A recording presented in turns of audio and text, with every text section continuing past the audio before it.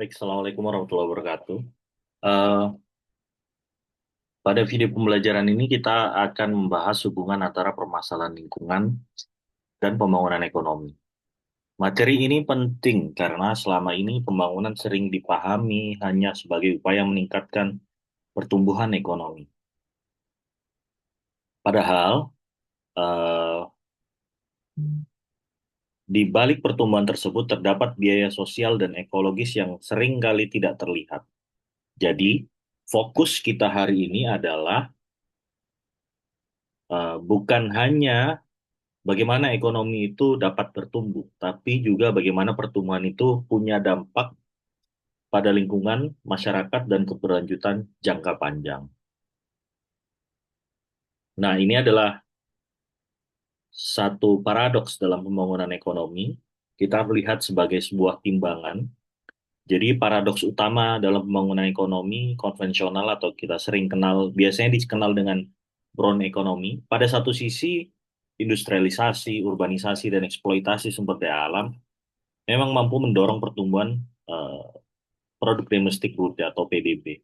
Dia dapat meningkatkan pendapatan per kapita dan mempercepat aktivitas ekonomi. Namun, di sisi lain, proses yang sama juga menghasilkan biaya sosial dan ekologis yang besar, seperti pencemaran degradasi lahan, misalnya, dan rusaknya fungsi ekosistem. Yang artinya, pembangunan tidak bisa terus didorong tanpa mempertimbangkan daya dukung lingkungan tersebut.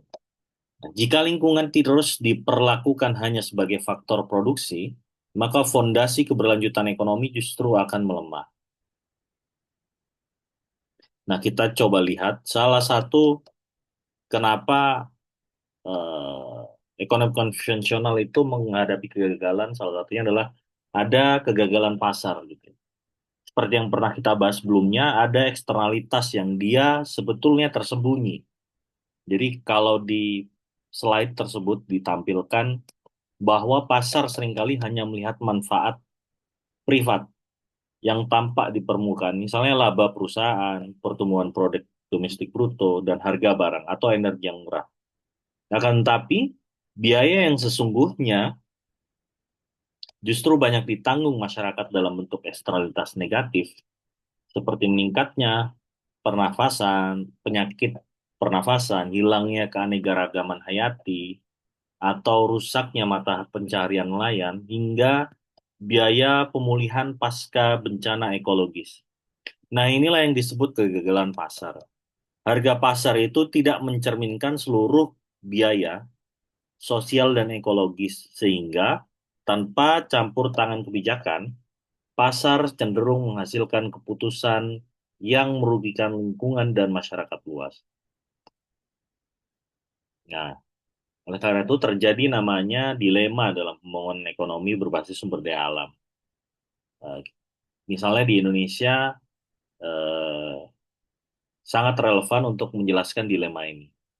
Nah, sumber daya alam memang menjadi katalis fiskal misalnya dalam ekonomi karena dia mampu meningkatkan penerimaan negara melalui pajak misalnya dan juga pertumbuhan ekonomi, menghasilkan devisa ekspor dan membuka lapangan kerja di daerah.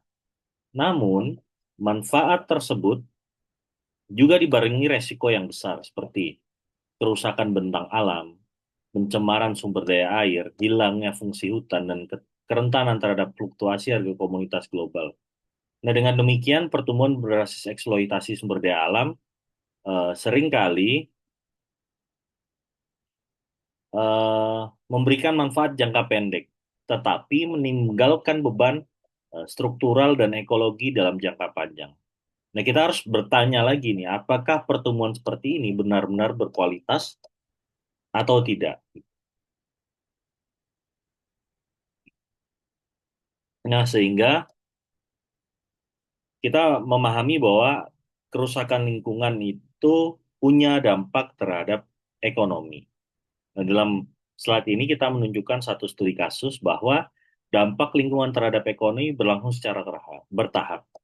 Ya, awalnya akar masalahnya misalnya kita eh, menganut atau menjalankan bisnis yang merusak lingkungan, seperti emisi gas rumah kaca, penggunaan energi fosil, deforestasi, dan perubahan tata guna lahan. Lalu tahap kedua, akibat aktivitas kita yang tidak memperdulikan lingkungan sejak awal, itu memunculkan namanya perubahan iklim berupa kenaikan suhu global. Terjadi perubahan pola curah hujan, anomali iklim jangka panjang. Tahap ketiga berikutnya ada guncangan fisik gitu ya. Seperti yang sering kita lihat ada bencana hidrometeorologi seperti banjir bandang, kekeringan, gagal panen, gelombang panas dan cuaca ekstrim sehingga pada tahap akhirnya dampak tersebut masuk ke dalam sistem ekonomi. Pada tahap ini kita mulai harus berpikir apakah ekonomi kita betul-betul berkelanjutan atau tidak. Sehingga akibat dampak tersebut masuk ke sistem ekonomi terjadi namanya produktivitas pertanian menurun, infrastruktur rusak, biaya kesehatan meningkat, dan anggaran bencana menjadi membengkak. Jadi, perubahan iklim itu bukan hanya isu lingkungan semata, tapi juga persoalan ekonomi yang sangat nyata. Nah, demikian video pemantik untuk pembelajaran kita kali ini. Semoga kita bisa merenungkan apakah pilihan-pilihan ekonomi yang kita buat sudah memperhitungkan dampaknya atau eksternalitasnya terhadap lingkungan. Terima kasih.